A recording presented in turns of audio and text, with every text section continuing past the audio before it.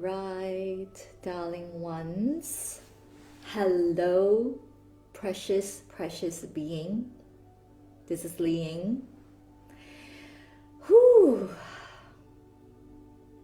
Just gonna hold a moment of silence for today's energy.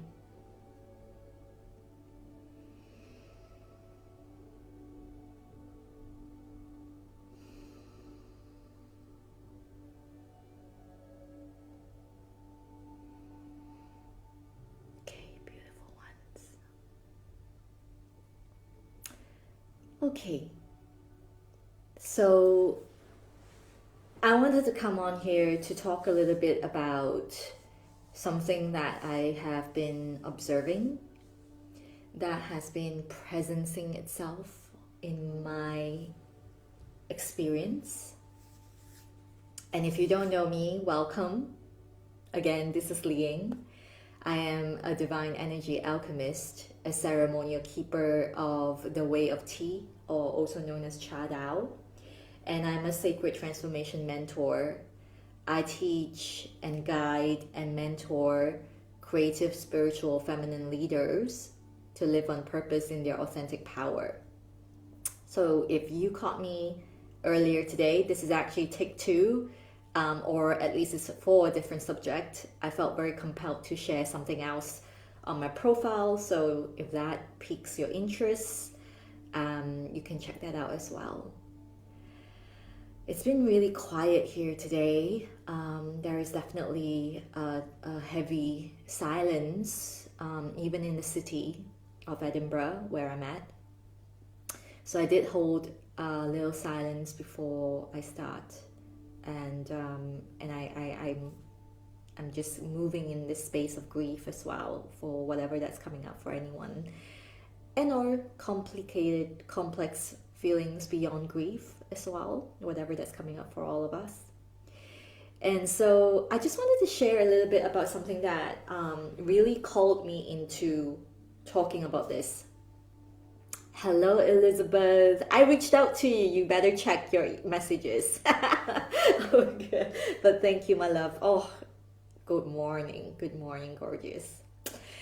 So over the weekend, I was on a panel with some amazing women talking about the ego and releasing identity. And one thing that kind of came up that I observed and was like, this is interesting, which I always do with curiosity in terms of everything that I find as activating in my body, like something comes up in my body whenever that happens. It was a case of one of the women being on the panel actually saying that she posed the question for the panel to discuss, basically, and it was about, okay, I want everyone to brag about something about you, like shamelessly just brag and share that about yourself. And each person shared something amazing about themselves, because obviously we are all amazing. We all have our own uniqueness. And one of the participants actually said, I'm going to brag about this, and by the way, I'm not bragging because it's the truth. And I know it's the truth because a lot of people told me that it is amazing. They told me that this is what makes me amazing. That's why it's the truth. And I felt something activate in my body when she said that. Because doing the work that I do, I find it really interesting meeting so many beautiful spiritual leaders and feminine leaders in this field. We all have a different modality in our toolbox. We're sharing our truth. We're sharing things that had worked for us, and we want to talk about it. We want to use it to share and serve the world. All of those things are amazing, right? And, oftentimes when I'm on a panel like this, I fully expected it to be a midpoint of mindset coaches meeting spiritual leaders. And it's interesting because when we talk about mindset, a lot of that is very much rooted in how we can change your habits, how we can alter your behavior, how we can work with the mind, how we can be mindful, right? All amazing things, nothing bad is being said here about it. But what I found is, and I shared that on the panel actually, because I wanted to put my truth out there, is that I have gone down that rabbit hole myself of being mindful, of being, like how can we rewire our neural pathways, all of those things. But I just never found that alchemical potency that I found in alchemy, which is truly connection with deep mythical cellular memories, and rituals and rites of passages and embodiment, really connecting the body with the soul and the mind. And that is the core of what I teach all this time. How can we integrate the mind, body, and soul? How can we integrate all of these faculties that we have, not leaving one aside because we don't believe in it or we don't feel it, whatever it is? The truth of the matter is all of us have spirit. We have a mind, we have a body. And if we ever find ourselves in a place where we only hyper focus on one thing, it's going to only take us so far, because we're not working with the whole full range of who we really are and what makes us limitless, what makes us human, what makes us cosmic, right? We are cosmic beings being human. And whether you believe in it, things will keep showing up in your life that will lead you to unfold that every single day. And so I want to talk about that statement she made and ask you this question. Is your truth only because someone has validated it? And when we talk about truth here, I want to just loosely define it as who you really are. Who are you underneath all the layers of your history, your identity, things that people have piled on top of you, things that you took on to protect yourself up to this point? Even with love, right? We have this thing we play up to, perhaps, maybe. I don't know where you're at in your life, but I certainly was at that stage where I played up to this version that wasn't authentically me in a relationship that I thought was love, but actually it was very much rooted in my chronic people-pleasing personality. And so going back to that woman who said, it's the truth because everyone has told me that I'm good at that, then I want to pose the question, if you have that kind of truth, I want you to really turn inward and feel into this. What if someone turned around and said, you're not that actually good at this? Then does that mean that's no longer your truth? Does that mean that, everything you knew about yourself starts to crumble because then now you're like, I don't even know what is the truth anymore? Because I have always thought that I was really good at it because my mom, my dad, my sister, my brother, they told me. My friends say that to me. And then now this person comes around and tells me that actually I'm not that good at it. Oh, my world is crumbling. I don't know what's true anymore about me. I don't know who I am. It happens far too often with amazing women. And so, when I was sitting on the panel, I was just, engaging, but also at the same time really observing what it feels like to be in a world where we still live in a very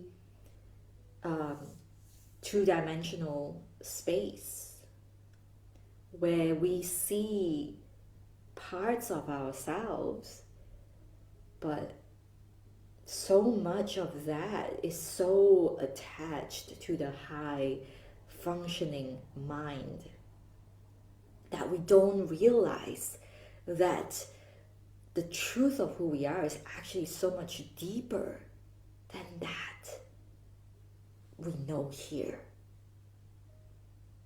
All that we know here is because we've gone through it. That's because we know, we've experienced it, we've read about it.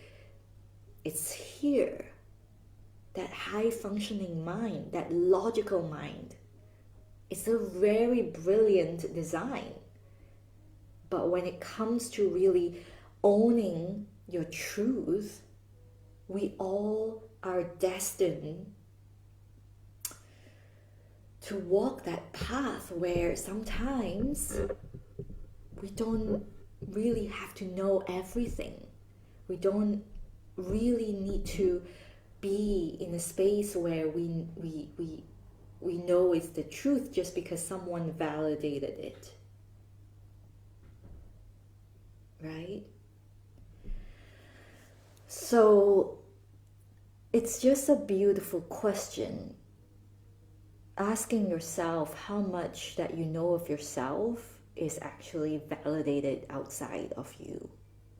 Whether it says that you are a bad person, or someone who's really bad at math, or a person who can't cook, or on the flip side, maybe you've always known yourself to be a loving, kind mother. You've always been said to be so responsible.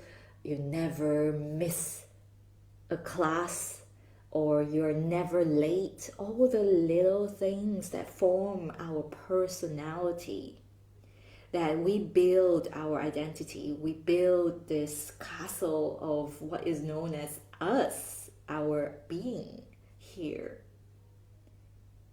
And in some ways, some form of shape, you trying to mold yourself to fit it when you know you've already outgrown it, right?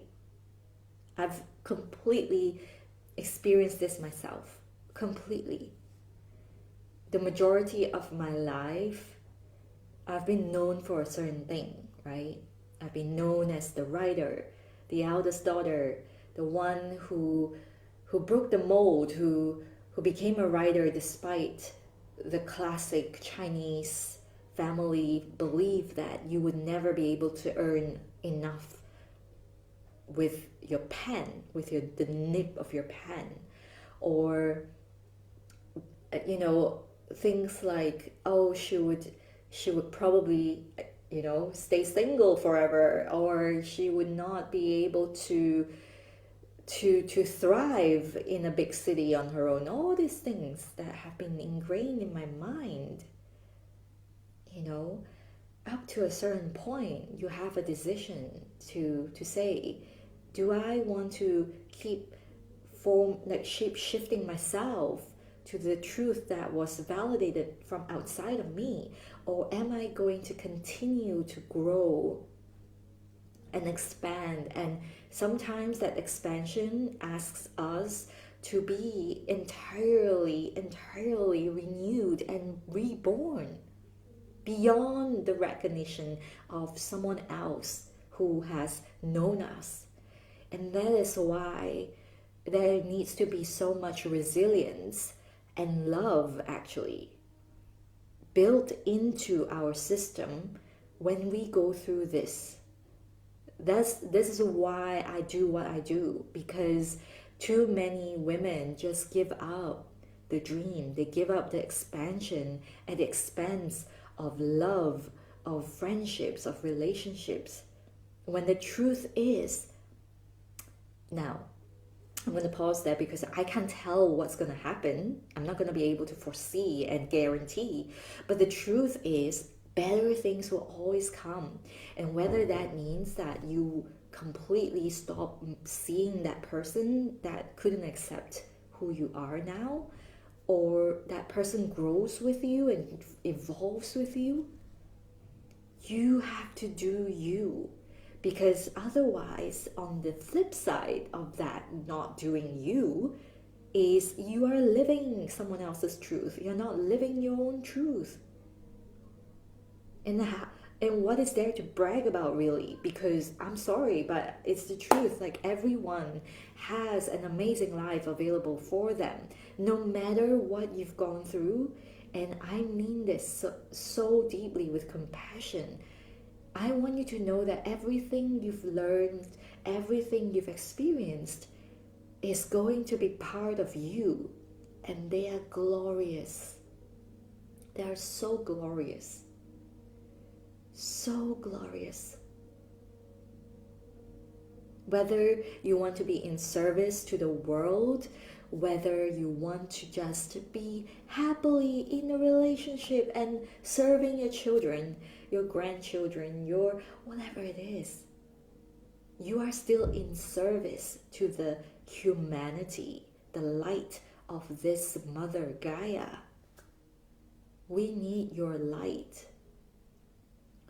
And I want you to know that, and this is the reason why I charge what I charge today.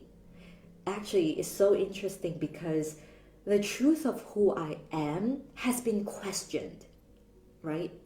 I have no qualms sharing this. I came from a place where when I was a writer, I was a beauty editor, and then I moved to Hong Kong because I was recruited by an amazing global media company. I took the leap, went from a small town girl to a big city girl, and then I just felt like I couldn't do this. I can't do this anymore because I thought this was my dream, but the changing landscape of media, it just wasn't me anymore. And so I got down on my knees. I asked the universe, show me the way. I need to know, what can I do here? And that was when I was shown the way of tea. And even then, I was questioning, resisting. I was like, I don't know if this is for me. I don't know. I heard the voice in the bowl telling me that I have to go and serve. But it took me 1 freaking month to actually walk through the door and get down on my physical knees and ask, can I learn everything from you? Tell me how much I need to pay you, how much time I need to spend here. I just want to learn everything because this has been life-changing already for me, even before I began. So that led on to the next phase, which was leaving Hong Kong. That opened a door where, coincidentally or serendipitously, because nothing's a coincidence, I was asked, do you want to come to Edinburgh? Do you want to come to Edinburgh and live here with me? Let's see if we work. At that point, I was like, oh God, that means quitting my job and just leaving behind everything. But I felt so aligned. I was like, yes, because I can start serving tea. I can finally build something that's mine. And when I did, the world started shutting down. I served tea, and this business began in lockdown. It truly began in that space. I started serving tea for free. I did it on Instagram. I did it on the live sessions. And then I realized that I can't keep doing this, even though I love doing it, because it's not bringing in any income and nobody's paying my bills for me. Yeah. So I started charging, but I felt so guilty. And every session, I would feel so exhausted because I overexert myself. I exhausted myself. I gave so much. I was so nervous all the time that I would give and give and give. And after a session, I would extra give. And then I will be lying on the couch, half asleep, because I'm just so exhausted. And whether it was a donation-based thing or 10 pounds, 15 pounds, 33 pounds, eventually I worked it up to like 111 pounds, and then, you know, to like a big circle, like a 7-week circle that I charged like 200 quid. Like, oh my God. I thought, you know, I can't live like this. I can't even pay my bills. So I told the universe, I'm ready to up level. I'm ready to make this like a full-time gig. I'm not playing around anymore. Show me the way. The solution came up. It was a mentor I deeply, profoundly resonated with, and it required a 4-figure investment. 4-figure. I was like, this is crazy. Whew. Gosh. And bear in mind, I actually made an initial investment before meeting this mentor. I invested in a marketing thing where I thought, okay, that's all I need to bring my business into like jumpstart it, like a funnel thing, you know, all those kind of stuff. Didn't work. And I was in such a hateful place for so long. I was in victimhood for a long time. So crazy. I was like, this didn't work because of that. That didn't work because of that. My husband doesn't want me to do this. Oh my God. That became my truth. And you know the funny thing is, that truth was validated by people all around me. They started springing up like mushrooms. They tell me, yeah, you know, that course didn't work. That program doesn't work. Funnels don't work. And yeah, your husband probably doesn't like it that you do that. Maybe you should not do that. And then obviously, with all things to do with me, I wallowed in that for a couple of months. And then I was like, fuck this shit. I'm doing it. And that mentor played a huge role in bringing me back into that energy where I was like, I'm gonna do this. So I started putting a program, like a divine offering that you see now, and I'm selling it. It's selling. People are working with me. And at that point, I was like, I had this imposter syndrome. I was like, oh my God, like, why would they work with me when there are so many amazing leaders out there? Even telling you right now, I'm like, ooh, cringy. But it's the truth. And I think it needs to be spoken more.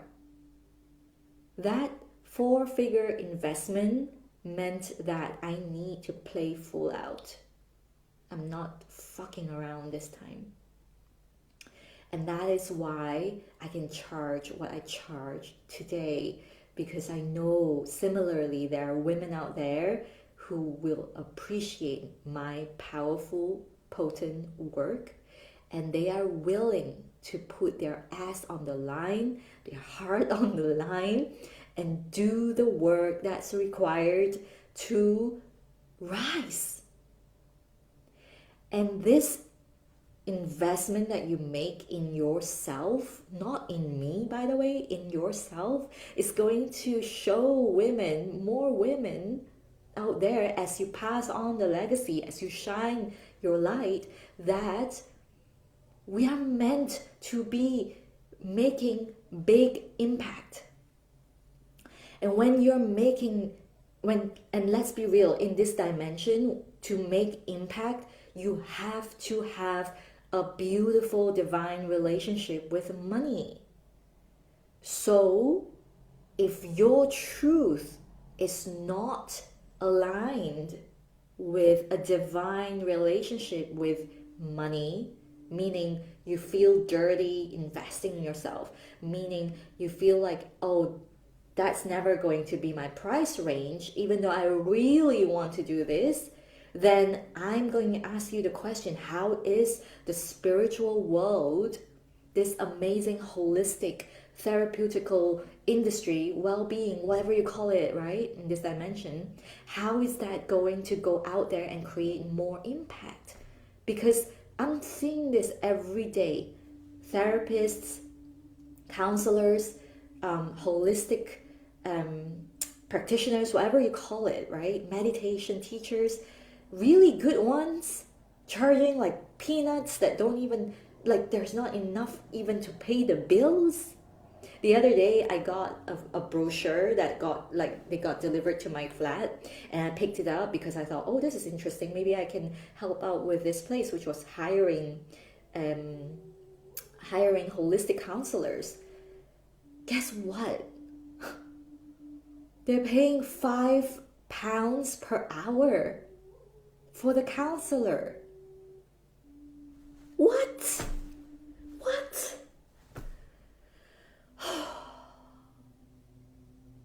When I saw that, I was like, I need to be the change. I need to be part of the wave that teaches women that the money is infinite.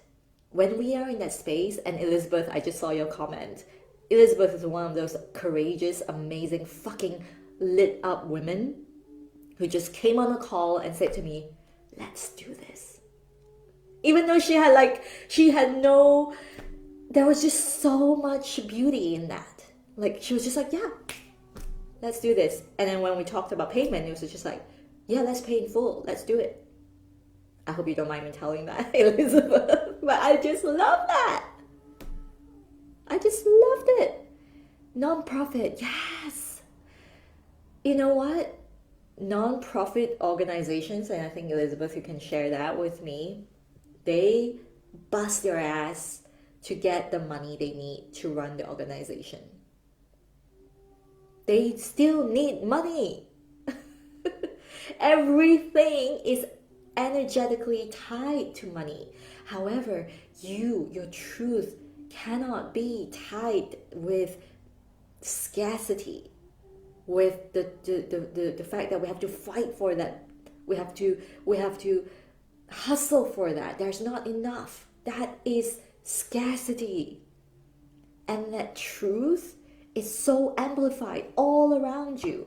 So back to what I'm talking about today, the truth of who you are, if it's validated by outside of you, you will spend all your life believing that you would never ever invest in yourself in that way, that you would never ever rise to a position where you are going to charge 4 figures, 5 figures, working with excellent, amazing women. Exactly, Elizabeth. They do not value you, and you learn to serve without receiving much. I see women, actually, maybe that's something we can talk about when we are having our session. But I've had this woman who worked with me. It was really difficult for her at the beginning to let go of the identity that she was working in Africa. She was doing all these things to build huts, and it was like a big identity. A big chunk of her was about how I did this for the non-profits. Like how much pain we need to go through to bring that to the poorest places in the world. And when I saw those people in the poor places, I didn't feel like I could deserve what I had. I didn't feel like I could deserve abundance. And I call bullshit on that. I really do.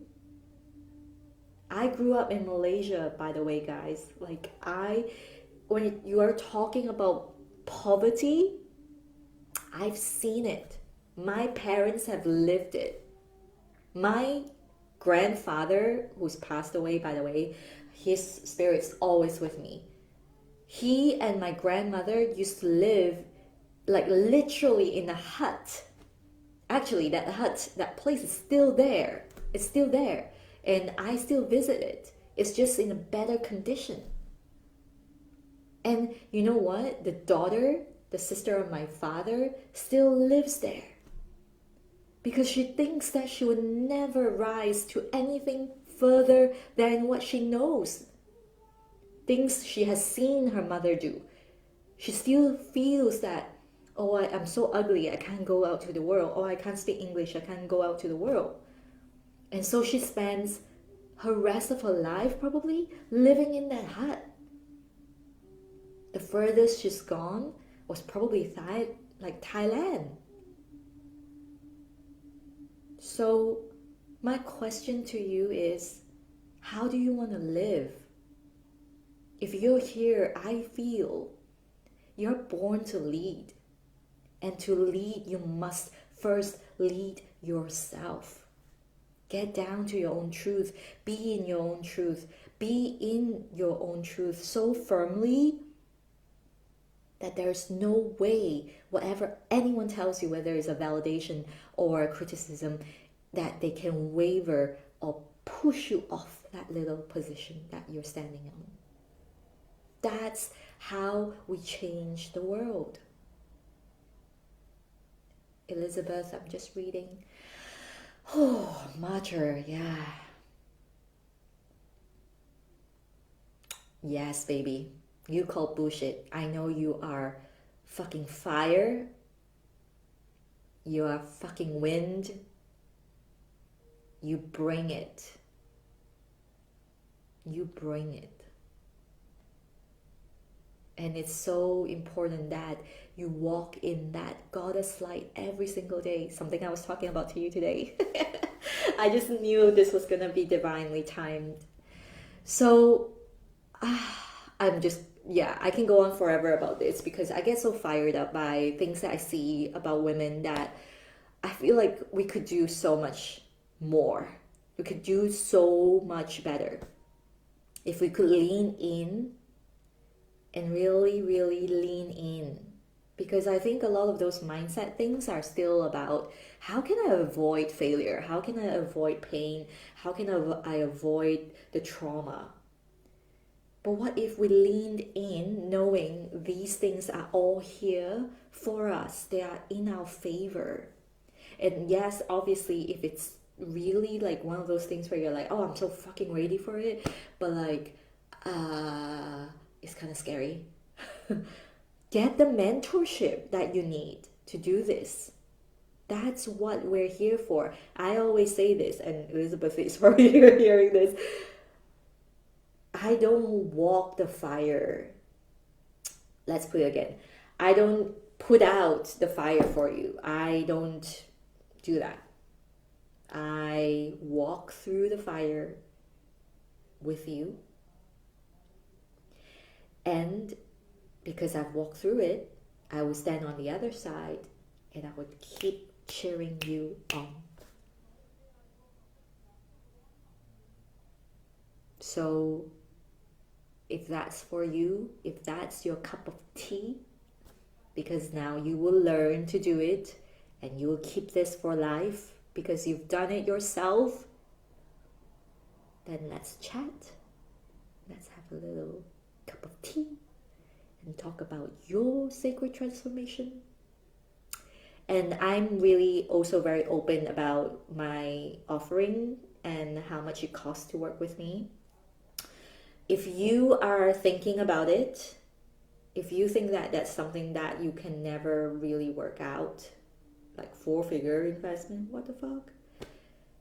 Just reach out anyway and let's have a chat, because if this is something you really want, I would really recommend that you keep moving with this energy. Keep moving, because I spoke about this on my profile today. Non-doing in the sense of Zen is about awakening to your own truth.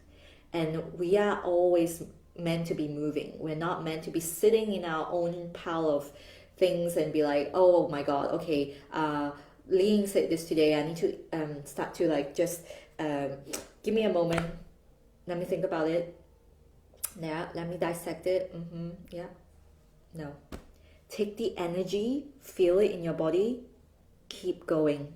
What's the next thing that will light me up? What's the next version of me that I'm afraid of stepping into? That's where I'm going. Like, this could be your first investment that's so big that you just can't comprehend. amazing.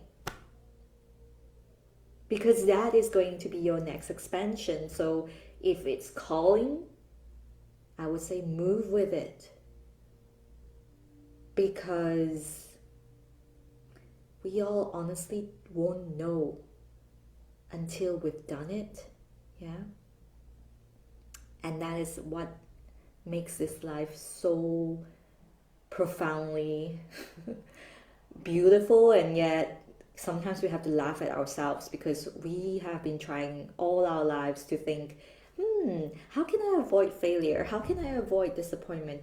How can I make sure that this works for me? Nah. You already believe, you have certainty, and you have 100% faith that this is going to work for you. That is how you keep taking the steps forward. Because ultimately, I'm here to guide you, but the walking bit, you still have to do it. That is your truth. It's not my truth, right? We have to stop. This is really the fall of the guru. This is the age of the fall of the gurus. And sometimes, I'm going through it myself too. Like, quite recently, I feel this intense feeling of like, oh, the people I used to follow, I don't feel their truth anymore. And it's not because they've been bad all along, but I feel like there's something here that doesn't ring true anymore. And a lot of gurus, people, we have to be so discerning. And even for me, even when you're working with me, like Elizabeth is, I would always say, take this as it is. If it doesn't resonate, don't take it. Take it with curiosity. Give your 100% into the program. Give your 100% into the immersion. And what stays with you will always stay with you. Right? And I've also learned to speak to my clients in a way where I don't spoon feed them. They don't get codependent on me. And it's so important because I've been there myself. Yeah. So I love you all. If you are on the fence, just DM me. Let's chat. Elizabeth, you are creating a storm. Let's create a bigger storm. So that the whole world can see it. That is my wish for you. And that's what we're going to be doing.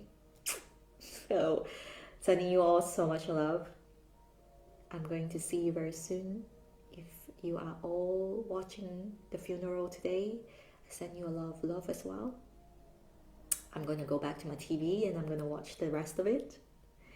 But it needed to be said today, so I popped in today. But otherwise, all my love to all of you. Big kisses.